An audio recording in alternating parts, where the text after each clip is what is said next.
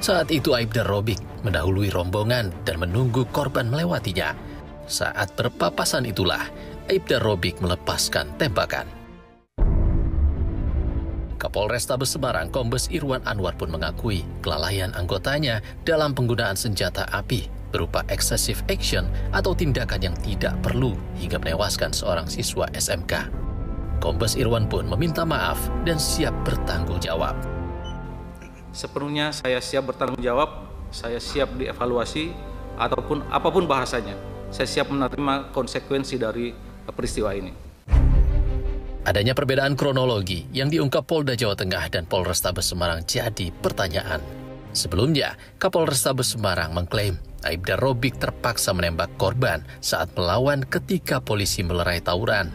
Sementara, berdasarkan keterangan Kabid Propam Polda Jawa Tengah, tembakan yang tewaskan Gama bukan karena tawuran. Polrestabes Semarang juga merilis kasus ini dengan menampilkan barang bukti sejumlah senjata tajam celurit merah yang disebut polisi milik Gama. Namun, keluarga korban menyebut jumpa pers polisi sengaja mengatur para saksi yang merupakan anak remaja kompak menuduh Gama terlibat tawuran dan pemilik senjata tajam itu. Polisi bahkan belum menunjukkan bukti pembelian senjata tajam yang disebut dibeli Gama dari aplikasi belanja. Keluarga Gama juga menyebut ada upaya intimidasi oleh polisi agar keluarga tak memperpanjang kasus pembunuhan Gama.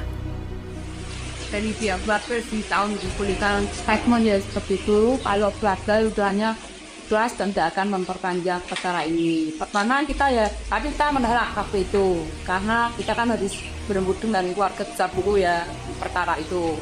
Pertama kita sih sebenarnya ikhlas tentang kematian Gama. Tidak usah pikirnya kan dasar panjang-panjang, tapi setelah tadi di sini kok seakan-akan tuh menyebutkan Gama, apa-apa kesalahan ditimpakan Gama.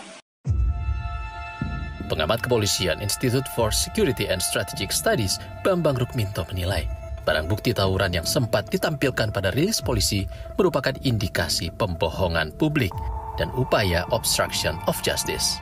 Bisa jadi ada pelaku tawuran yang lain ya, makanya memang harus ada olah TKP sebelum memberikan rilis ke masyarakat seperti itu.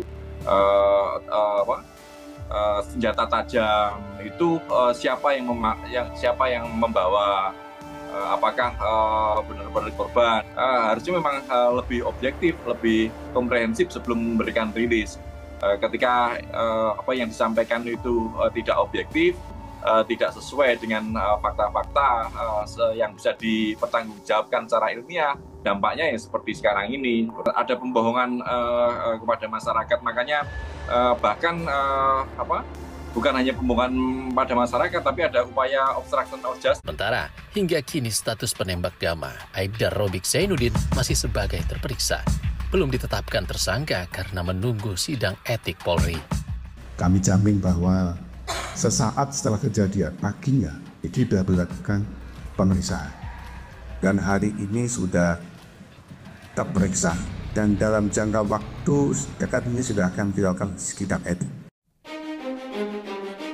Miris, dalam sebulan terakhir, penembakan Gama, siswa SMK di Semarang, Jawa Tengah, hanya satu dari sejumlah kasus penembakan oleh polisi di luar prosedur. 22 November 2024, seorang polisi di Solo Selatan, Sumatera Barat, ditembak sesama polisi yang diduga tak terima tindakan penegakan hukum yang dilakukan korban terhadap tambang ilegal di Solo Selatan. 24 November 2024, anggota BRIMOB menembak warga sipil di Bangka Belitung karena dituduh mencuri sawit di salah satu perusahaan perkebunan sawit. Komisi 3 DPR pun mengkritisi penggunaan senjata api anggota Polri yang justru kerap digunakan membunuh warga hingga sesama anggota polisi. Sampai senjata itu dengan mudah yang harusnya melindungi rakyat, tapi malah, maaf ya, bukan hanya membunuh rakyat, tapi bisa membunuh polisi. Ini hati-hati karena kajian, walaupun belum berupa undang-undang, kajian yang ada tentang bagaimana polisi cukup bermodalkan pentungan di berbagai negara maju, kelihatannya perlahan tapi pasti kita akan mengarah ke sana. Pengamat kepolisian ISES menilai ada arogansi personel kepolisian dan masalah kontrol pengawasan di balik kasus-kasus penyalahgunaan senjata api. Arogansi ya, ada arogansi personil. Ini yang seharusnya memang perlu penelitian lebih lanjut mengapa arogansi personel di kepolisian ini semakin meningkat akhir-akhir ini. Apakah ini karena ada problem kesehatan mental anggota misalnya seperti itu, atau problem sistemik? Karena saya melihat memang dua problem itulah yang menjadi akar kasus-kasus yang terjadi selama ini gitu.